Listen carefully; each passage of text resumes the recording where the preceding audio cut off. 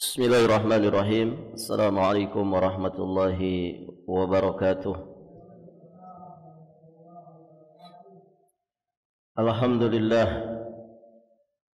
Alhamdulillahilladzi arsala rasulahu bil huda wa dinil haqq liyudhhirahu 'ala ad-dini kullihi wa kafaa billahi shahida.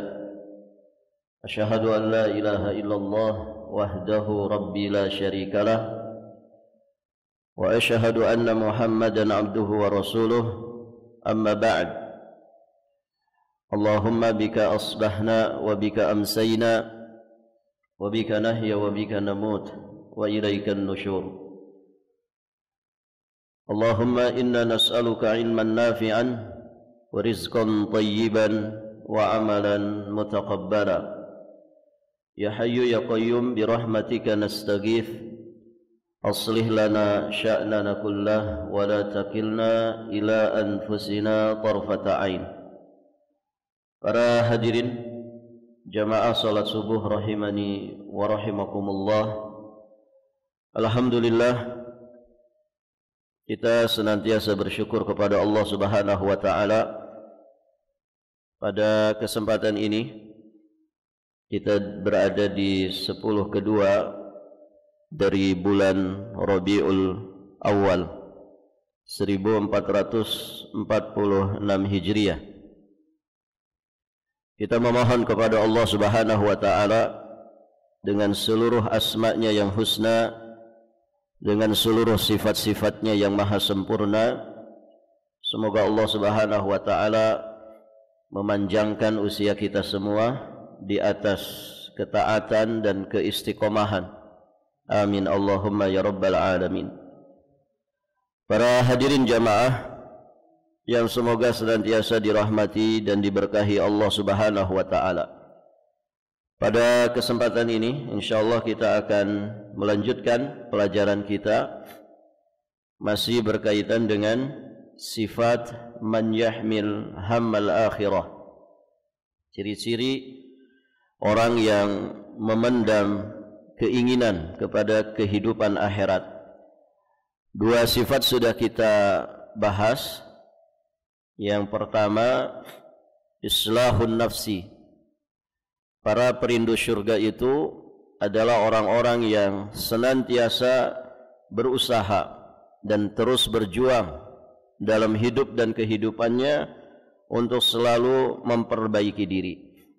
Kemudian yang kedua yang sudah kita bahas, al-muhasabatud daimah lin nafsi. Orang-orang yang merindukan kehidupan akhirat, mereka adalah orang-orang yang sangat ketat, sangat disiplin ya di dalam introspeksi diri, muhasabatun nafs. Kemudian yang ketiga, ya di antara ciri mereka adalah ta'thiruhum bimasyahidil mauta wa halatihim. Mereka itu adalah orang-orang yang sangat peka terhadap pemandangan dan juga keadaan orang-orang yang sudah meninggal dunia. Hadirin jamaah yang dirahmati Allah, di poin ketiga ini atau ciri yang ketiga ini dari ciri-ciri para perindu akhirat, mereka ini orang-orang yang sangat pandai mengambil ibrah dari peristiwa kematian. Di dalam Al-Quran Al-Karim, Allah Subhanahu wa ta'ala sering sekali mengingatkan kita tentang kematian. Sebagian penjelasan para ulama menyatakan ada sekitar 35 tempat, ada sekitar 35 ayat di dalam Al-Quran yang berbicara tentang kematian. Sesuatu itu atau satu perkara itu ketika sering diulang di dalam Al-Quran, maka ini menunjukkan betapa pentingnya kedudukan perkara tersebut. Sehingga ketika pembahasan kematian sering diulang-ulang di dalam Al-Quran, ini seharusnya menjadi perhatian kita bersama. Karena hadirin jamaah yang dirahmati Allah, innamal a'malu bil khawatim. Ya, sesungguhnya amalan itu sangat bergantung kepada penutupannya.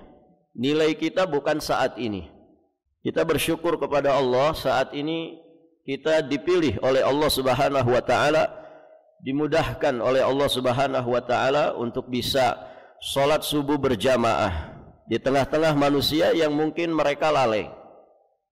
Kita juga dipilih, dimudahkan oleh Allah Subhanahu wa taala untuk bisa duduk di majelis ilmu yang di antara fadilahnya akan dimohonkan ampunan oleh mereka yang ada di bumi, mereka yang ada di langit, bahkan ikan-ikan di lautan sana. La yastaghfir, mereka benar-benar memohonkan ampun bagi orang-orang yang berilmu dan selalu berusaha menuntut ilmu. Nah, ini satu hal yang mesti disyukuri. Namun yang menjadi pertanyaan, apakah keadaan yang baik seperti ini akan bisa kita pertahankan sampai kita mati? Ini yang seharusnya menjadi pertanyaan kita masing-masing. Karena hadirin jamaah yang dirahmati Allah, tidak pernah ada yang tahu bagaimana nasib kesudahan ya seorang hamba. Bagaimana dia di penghujung usianya. Tentu harapan besar kita ya dengan ketaatan-ketaatan yang kita cicil, yang kita berusaha untuk mengistiqomahkannya sesederhana apapun ketaatan itu, ada harapan besar di dalamnya. Kita mendapatkan cita-cita tertinggi bagi setiap muslim, yakni mendapatkan husnul khatimah. Dia keluar dari dunia ini dengan keadaan yang terbaik. Baik, hadirin jamaah yang dirahmati Allah, ketika orang-orang yang merindukan kehidupan akhirat ini, mereka sangat peka terhadap peristiwa kematian, maka hal ini menunjukkan bahwasannya hati mereka itu adalah hati yang hidup. Hati mereka ini adalah hati yang lembut, sehingga ya sangat peka ketika menyaksikan peristiwa kematian. Mereka orang-orang yang pandai ya untuk mengambil ibrah dari peristiwa kematian tersebut. Hidupnya hati mereka itulah yang menjadikan mereka pandai mengambil ibrah dari peristiwa kematian. Peka ya ketika melihat ada di antara saudara-saudaranya atau orang-orang di sekitarnya yang meninggal dunia. Hadirin jamaah yang dirahmati Allah Subhanahu wa taala. Karena di antara ciri matinya hati seseorang, di antara ciri sakitnya hati seseorang, dikatakan oleh Ibrahim bin Adham, dafantum mautakum walam ta'tabiru anhum. Ya, kalian sering menguburkan jenazah-jenazah kalian, namun kalian tidak pernah mengambil pelajaran darinya. Hadirin jamaah yang dirahmati Allah, kematian inilah yang kemudian selalu mendorong dirinya untuk membenahi diri, selalu mendorong dirinya untuk menyempurnakan kekurangan-kekurangan di dalam amal salehnya. Kematian ini pula yang kemudian selalu mendorong dirinya untuk senantiasa bertaubat kepada Allah Subhanahu wa taala dengan taubatan nasuha. Dan orang yang seperti inilah yang dinyatakan oleh Nabi sallallahu alaihi wasallam sebagai aqyas. Orang-orang yang cerdas itu bukan mereka yang titelnya berderet di depan nama atau di belakang namanya. Orang-orang yang cerdas itu bukan orang-orang yang bisa meraup kekayaan dunia sebanyak-banyaknya. Orang yang cerdas itu bukan orang yang mendapatkan ribuan penghargaan duniawi. Namun sejatinya versinya Nabi, orang cerdas itu adalah orang yang paling siap menghadapi kematian. Orang yang paling bagus bekalnya untuk dia menghadap Allah Subhanahu wa taala pada peristiwa kematiannya. Inilah hakikat orang cerdas. Kenapa? Karena dia mempersiapkan sesuatu yang hakiki, tidak terbuai, tidak tertipu dengan sesuatu yang fana, yang disifati oleh Allah Subhanahu wa taala dengan laibun walahun. Isinya adalah permainan, isinya adalah senda gurau. Itulah kehidupan dunia. Maka hadirin jamaah yang dirahmati Allah, dia mempersiapkan segala sesuatunya untuk menghadapi kematian. Dan satu hal yang paling kemudian menjadi perhatiannya adalah bagaimana saat-saat terakhir dia didatangi oleh malakatul maut, dia benar-benar waspada dari segala tipu daya syaitan, ya, sehingga dia selamat dari dijerumuskan oleh syaitan ketika kematian. Karena hadirin jamaah yang dirahmati Allah, ternyata syaitan itu akan mencurahkan segenap potensi yang dia miliki, ya, potensi setan satu saja, yakni menyesatkan manusia, potensi buruk. Nah, ternyata dia akan mencurahkan semua potensinya untuk menyesatkan manusia adalah saat dia mau mati. Disebutkan oleh Nabi sallallahu alaihi wasallam di dalam sebuah riwayat hadis sahih riwayat Imam Muslim dari sahabat yang mulia Jabir bin Abdullah radhiyallahu taala anhuma. Qala Rasulullah sallallahu alaihi wasallam, "Inna syaitana yahduru ahadakum inda kulli syai'in min sya'nih." Sesungguhnya setan mendatangi kalian dalam segala urusan kalian. Setan akan datang kepada kita saat kita mau makan. Setan akan datang kepada kita saat kita mau tidur. Setan akan datang kepada kita dalam segala urusan kita. Nah, kata para ulama, gangguan setan itu bisa saja mendatangi kita saat kita sedang sekarat. Saat kita, ya, mengakhiri detik-detik kita, mengakhiri kehidupan kita. Saat nyawa ini, ruh ini kemudian mau berpisah dengan jasadnya. Setan di saat itu dia akan berjuang sekuat tenaga untuk menyesatkan manusia. Oleh karenanya Imam Al-Khattabi rahimahullahu ta'ala beliau menegaskan, wa qad ruwiya anna syaitana la yakunu fi halin ashaddu ala ibni Adam minhu fi halil maut. Diriwayatkan bahwasanya tidak ada kesempatan yang lebih diperhatikan oleh syaitan untuk menyesatkan manusia selain daripada ketika manusia itu mau mati, yakni di ambang sakaratul maut. Tidak ada kesempatan yang paling dimanfaatkan oleh syaitan, dimaksimalkan oleh syaitan untuk menyesatkan Bani Adam kecuali saat mereka mau melepaskan nyawanya. Dia akan berkata, yaqulu li a'wanihi, dia akan berkata kepada teman-temannya sesama setan, dunakum hadha, kemari kalian, kumpul kalian di sini. Fa innahu in fatakumul yaum lam talhaquhu ba'dal yaum. Seandainya jika kalian menyia-nyiakan kesempatan ini, maka kalian tidak akan pernah bisa menyesatkan orang ini lagi selama-lamanya. Karena kalau orang mati, ya sudah selesai urusannya. Orang kalau sudah mati masih digoda setan, Pak. Ya, orang mati, dia masih digoda setan tidak? Tidak, sudah selesai urusannya. Urusannya sudah selesai. Maka kalau orang sudah mati, setan tidak punya kesempatan untuk menyesatkan. Demikian pula orang-orang baik yang ada di sekitarnya. Dia tidak punya kesempatan untuk memberikan peringatan, untuk membimbing dan mengarahkan. Selesai urusan. Hadirin jamaah yang dirahmati Allah, momen ini dimanfaatkan oleh syaitan. Dia akan memanggil teman-temannya, ke sini kalian. Kumpul kalian di sini. Ini ada orang mau mati. Kalau kalian tidak bisa menyesatkannya saat ini, maka kalian tidak akan pernah bisa lagi menyesatkan dia untuk selama-lamanya. Nas'alullah al-afwa wal-afiyah wassalamah. Bagaimana cara syaitan menyesatkan orang ketika dia mau mati?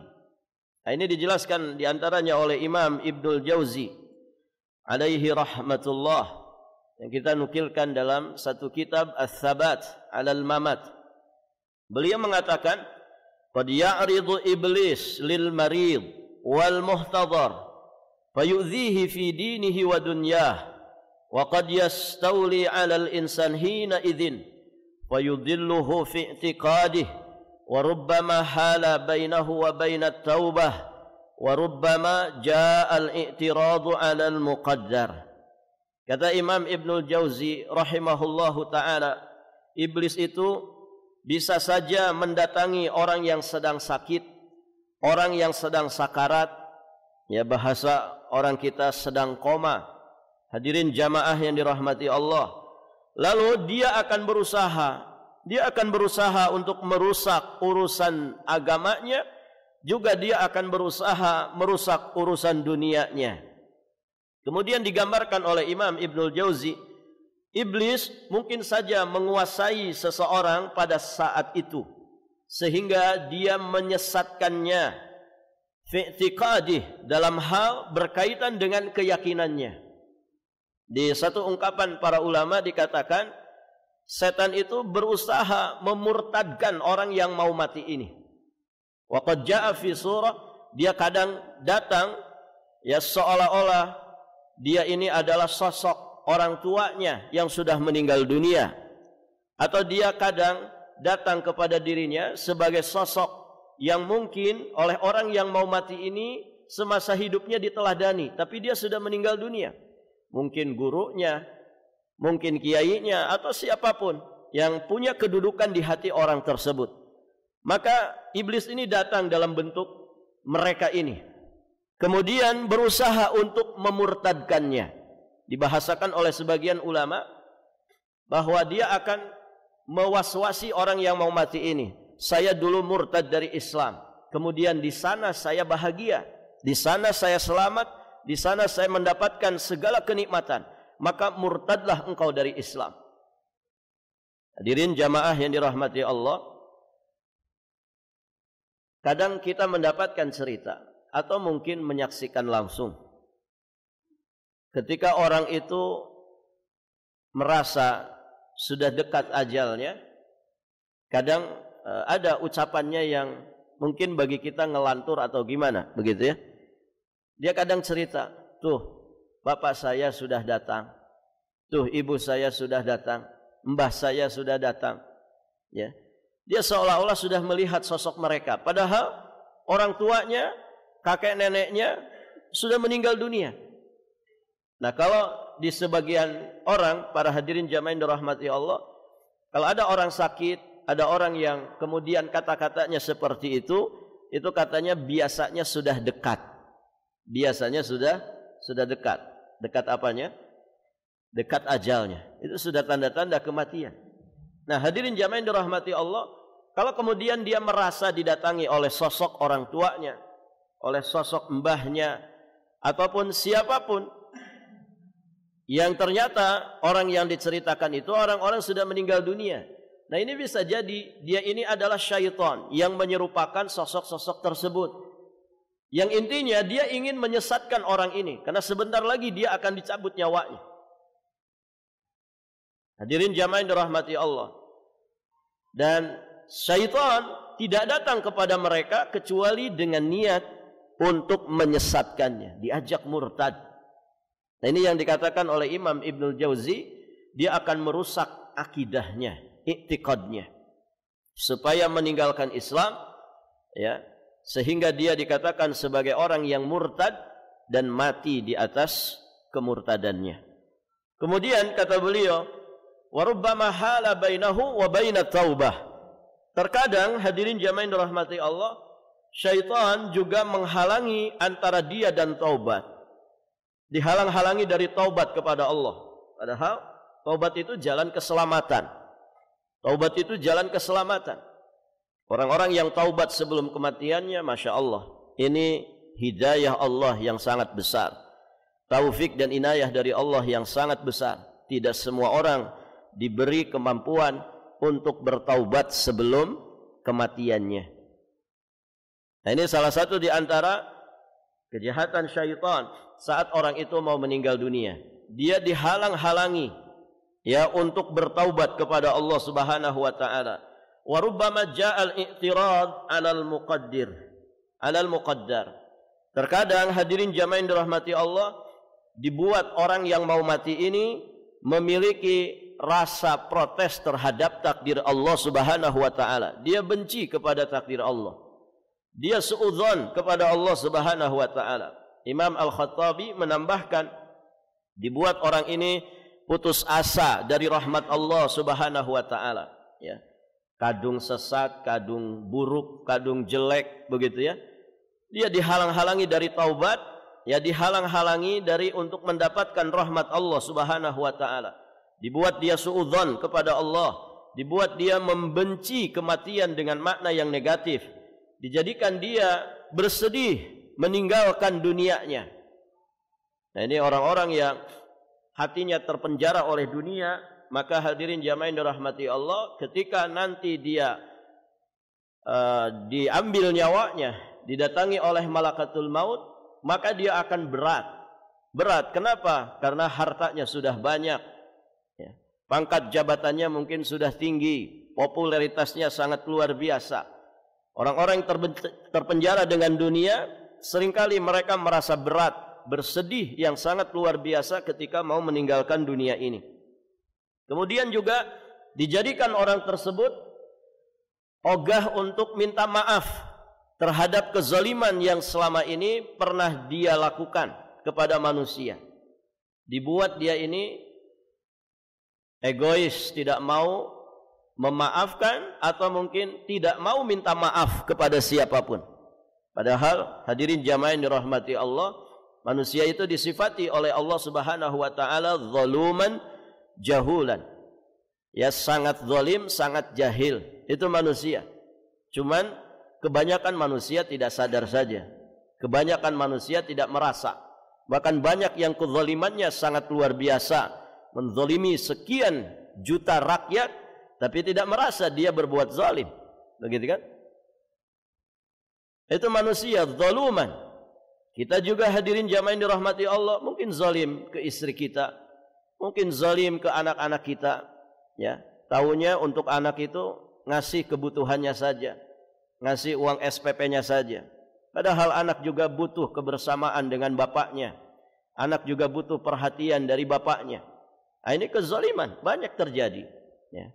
Maka hadirin jamaah yang dirahmati Allah, ya, di antara kejahatan syaitan saat orang mau meninggal dunia, dia dihalang-halangi untuk meminta maaf dari segala kezaliman yang pernah dia lakukan semasa hidupnya, terutama kepada orang-orang dekatnya.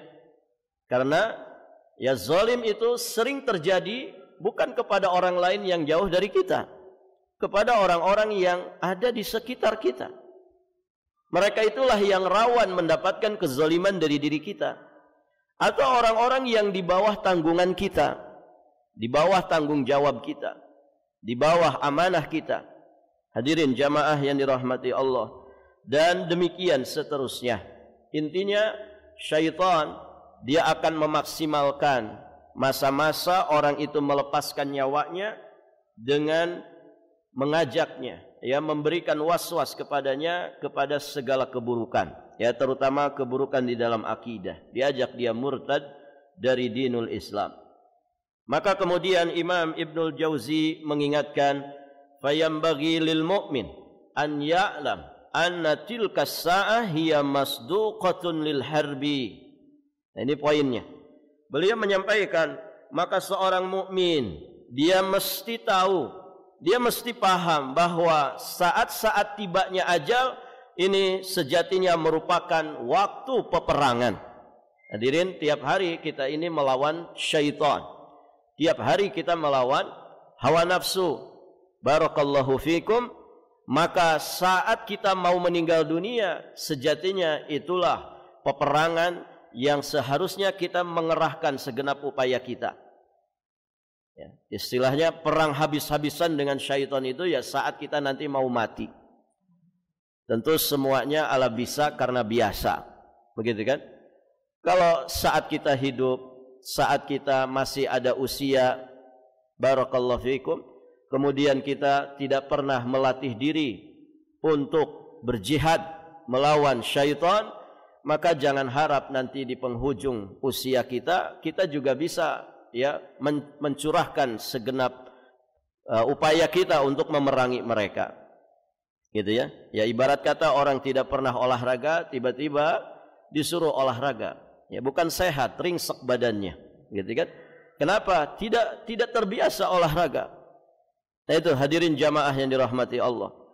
Maka mesti, ya, di masa hidup kita terus berjuang. Dan kita mesti paham bahwa nanti titik darah penghabisan itulah ya peperangan hakiki yang harus kita menangkan. Kita mesti menang ya dari segala tipu daya syaitan. Hadirin jamaah yang dirahmati Allah. Wa hina yahmil watis fayambagi an yatajallad. Kemudian beliau juga menyatakan, dan ketika pertempuran tersebut terjadi, dia mestinya bersabar, yatajallad. Dia mestinya teguh dan terus yasta'in billah, memohon pertolongan kepada Allah Subhanahu wa taala ya dari semua serangan musuh. Oleh karenanya Nabi ngajarin kita satu doa. Hadirin jamaah yang dirahmati Allah, doa berlindung kepada Allah Subhanahu wa taala ya pada keadaan tersebut supaya kita tidak disesatkan oleh syaitan, tidak dikalahkan oleh syaitan. Ada yang hafal doanya, Pak? Doanya apa? Allahumma inni a'udzubika an yatakhabbatani asy-syaitan indal maut. Ini doanya. Ini harusnya dihafalkan, terutama bagi mereka yang tanda-tanda kematian itu sudah banyak. Begitu. Barakallahu fiikum. Tanda mati apa, Pak? Di antara tanda kematian ada saudara kematian. Namanya apa? Tidur. Saudara kematian itu tidur. Yang tidur bangun dulu. Barakallahu fiikum. An-naum akhul maut. Tidur itu saudaranya kematian. Berarti orang yang banyak tidur dekat dengan mati. Para jamaah, doa bangun tidur apa? Doa bangun tidur, alhamdulillah alladzi ahyana ba'da ma amatana wa ilaihin nusyur. Alhamdulillah, segala puji hanya milik Allah, alladzi ahyana, yang telah menghidupkan kami, ba'da ma amatana, setelah sebelumnya mewafatkan kami. Padahal kita bukan habis mati, kita habis tidur, tapi ungkapannya setelah sebelumnya mewafatkan kami.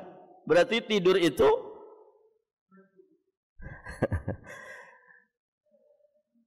tidur itu diungkapkan oleh Nabi sebagai kematian. Akhul maut, dia saudaranya kematian. Wa ilaihin nusyur, dan hanya kepadanya kami itu dibangkitkan. Ada juga doa bangun tidur di redaksi hadis yang lain. Alhamdulillah alladzi afani fi jasadi. Segala puji hanya milik Allah yang telah memberikan afiat kepada jasadku. Alhamdulillah ya, kita bangun gak ada yang kerasa apapun. Ada orang bangun kesemutan, ada orang bangun migrain, ada orang bangun dari tidurnya ya badannya pegel semua, kebas, encok-encok. Masya Allah, kita bangun dalam keadaan sehat afiat, ya kan? Gak ada yang kerasa apapun. Ya, ada orang itu bangun langsung koprol, para jamaah. Ya, Masya Allah. Ya. Baik. Alhamdulillah allazi afani fi jasadi. Segala puji hanya milik Allah yang telah memberikan afiat kepada jasadku. Kemudian, di poin kedua nih, waradda alayya ruhi. Segala puji hanya milik Allah yang juga sudah mengembalikan ruhku kepada jasadku. Jadi orang itu kalau tidur, ruhnya itu ada di genggaman Allah Subhanahu wa taala. Jika Allah kemudian menakdirkan orang ini masih hidup, Allah kembalikan ruhnya kepada jasadnya. Namun jika Allah Subhanahu wa taala menghendaki bahwa orang ini mati, maka Allah akan tahan ruhnya, tidak dikembalikan ke jasadnya. Hadirin jamaah yang dirahmati Allah. Makanya di saat kita bangun tidur, kita memuji Allah. Alhamdulillah, segala puji hanya milik Allah. Alladzi radda alayya ruhi, yang telah mengembalikan ruhku kepada jasadku. Wa adzina li bidzikri, wa adzina li bidzikri, dan yang telah memberikan izin kepadaku untuk berzikir kepadanya. Tidak semua orang itu bangun tidur yang diingat Allah. Ya. Ada orang bangun tidur yang diingat HP-nya. HP saya kemana? Ya. Cesan HP mana? Begitu. Dia lupa berzikir kepada Allah Subhanahu wa ta'ala. Nah, itu para jamaah yang dirahmati Allah. Jadi, ya, doa yang diajarkan oleh Nabi SAW terkait dengan masalah ini, Allahumma inni a'udzubika ayyatakhabbatani asyaitan indal maut. Ya Allah, aku berlindung kepadamu agar setan tidak menyesatkanku, agar setan tidak menggodaku di saat kematian. Nah, itu para jamaah yang dirahmati Allah. Jadi dihafalkan ini, ya, dihafalkan doanya. Allahumma inni a'udzubika an yatakhabbatani asyaitan indal maut. Ya Allah, aku berlindung kepadamu agar setan tidak menyesatkanku, setan tidak menggodaku saat kematian. Ya, kesimpulan dari pengajian kita kali ini, hadirin jamaah yang dirahmati Allah, kita mesti memahami dan mewaspadai bahwa godaan setan menjelang kematian itu adalah perkara yang sangat berbahaya. Kita mesti mempersiapkan diri kita dengan sebaik-baiknya. Nabi menegaskan, idza aradallahu bi'abdin khaira, jika Allah menghendaki kebaikan atas seorang hamba, ista'malah, Allah Subhanahu wa ta'ala akan menjadikan dia itu beramal. Qala kaifa yasta'miluhu, kemudian ditanyakan oleh para sahabat, apa yang dimaksud dengan yasta'miluhu? Ya, mempekerjakan, menjadikan orang itu beramal, itu maksudnya apa? Kemudian Nabi SAW bersabda, qala yuwaffiquhu li'amalin salih qabla al-maut. Ya, dia diberi taufik oleh Allah Subhanahu wa ta'ala untuk beramal saleh sebelum kematiannya. Ini persiapkan, hadirin jamaah yang dirahmati Allah. Persiapkan dengan sebaik-baiknya. Kemudian jangan lupa kita terus berdoa kepada Allah Subhanahu wa ta'ala. Kata para ulama, doa yang tidak boleh lepas dalam keseharian kita untuk kita panjatkan setinggi-tingginya kepada Allah adalah doa memohon perlindungan dari su'ul khatimah. Doa memohon kepada Allah supaya mendapatkan husnul khatimah. Dan doanya disebutkan di beberapa ayat Al-Quran. Ya, di antaranya di surat Ali Imran ayat 193. Allah Subhanahu wa taala berfirman, ini ayat yang isinya doa. Rabbana ighfir lana dzunubana wa kaffir 'anna sayyi'atina wa tawaffana ma'al abrar. Wahai Rabb kami, ampunkanlah dosa-dosa kami dan hapuskanlah kesalahan-kesalahan kami. Wa tawaffana.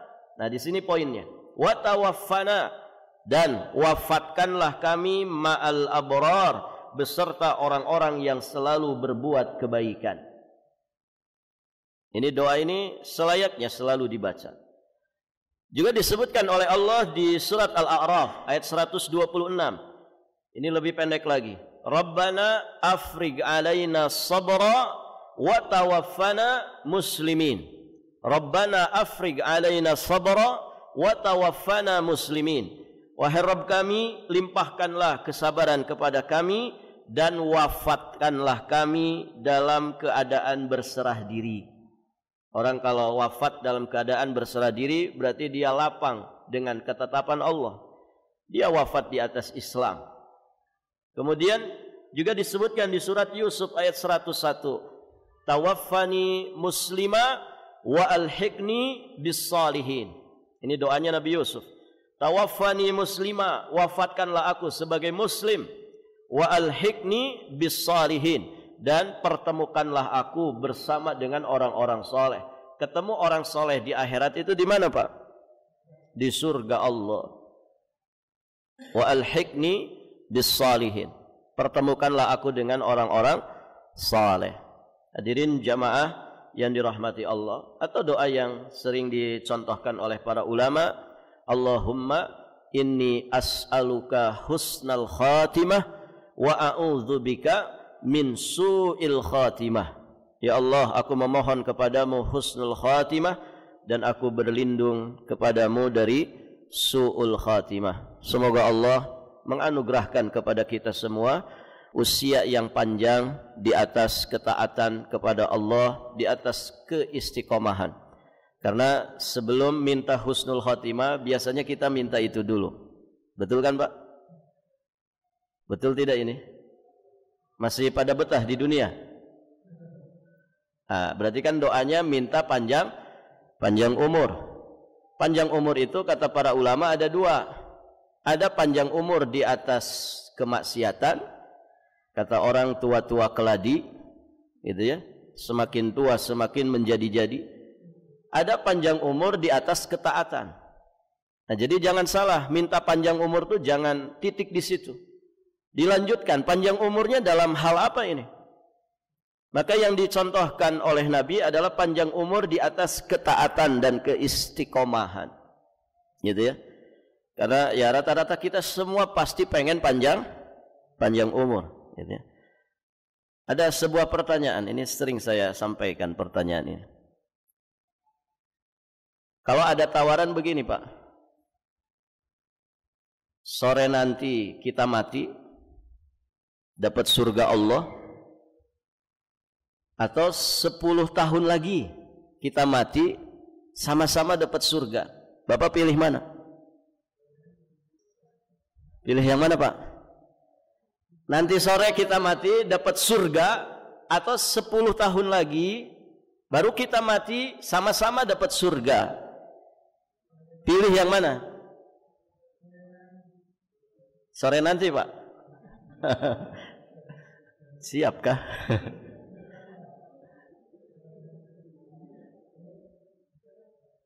Ini kalau ditanyakan semuanya rata-rata jangan 10 tahun Ustaz, 30 tahun lagi baru mati dapat surga. Gitu kan? Coba sekarang kalau dirubah pertanyaannya. Sore nanti dapat 100 juta atau 10 tahun lagi dapat 100 juta. Pilih yang mana Pak? Jangan sore Ustaz, siang ini dapat 100 juta.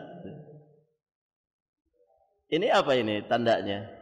Ada isyarat apa di situ? Pesona dunia itu luar biasa, gitu ya. Dibandingkan dengan pesona surga, gitu kan? Ditawarin mati sore dapat surga, langsung dapat surga.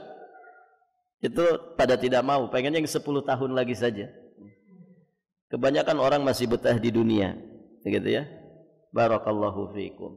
Maka hadirin jamaah yang dirahmati Allah, semoga Allah Subhanahu wa taala menganugerahkan kepada kita usia yang panjang di atas ketaatan dan keistiqomahan, ya. Dan semoga Allah juga menganugerahkan kepada kita semua sehat lahir batin, ya. Kemudian selamat dunia akhirat dan kita mendapatkan husnul khatimah, juga selamat dari su'ul khatimah. Amin Allahumma ya rabbal alamin. Baik, pembahasan ini kita anggap selesai, gitu ya. 3 ciri para perindu surga Allah. Jika ada kesempatan lain nanti kita ganti pembahasan insyaallah taala. Baik, sampai di sini kita akhiri dan kita tutup dengan doa kafarah majlis. Subhanakallahumma bihamdik asyhadu an la ilaha illa anta astaghfiruka wa atubu ilaik. Hadanallah wa iyyakum ajma'in wallahul muwaffiq ila aqwamit thoriq. Al-'afwu minkum. Wassalamu alaikum warahmatullahi wabarakatuh.